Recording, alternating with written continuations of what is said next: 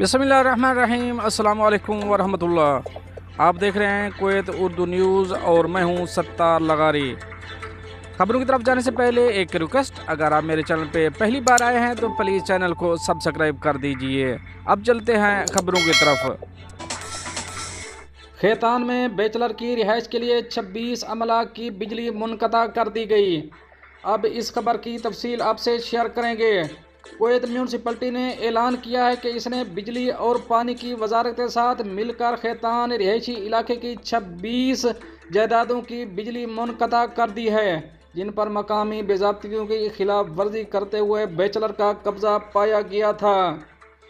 Municipality نے وضاحت کی کہ اس کارروائی کا مقصد نجی رہائشی علاقے میں غیر مجاز بیچلر رہائش کے پھیلاؤ کو روکنا ہے۔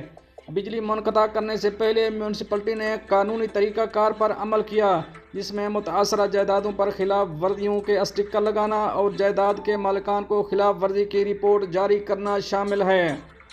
نفاذ کے اقدامات مکمل چھان بین کے بعد سامنے آئے، جب ان جائیدادوں میں بیچلرز کی موجودگی کی تصدیق ہوئی، جس کی وجہ سے ان کی بجلی کی سپلائی منقطع کرنے کا فیصلہ کیا گیا۔ دوستو، یہ تو تھی ایک اہم اپڈیٹ جو آپ دوستوں سے شیئر کری ہے۔ ملتے ہیں نیکسٹ اپڈیٹ کے ساتھ نیکسٹ ویڈیو میں، تب تک کے لیے اللہ حافظ۔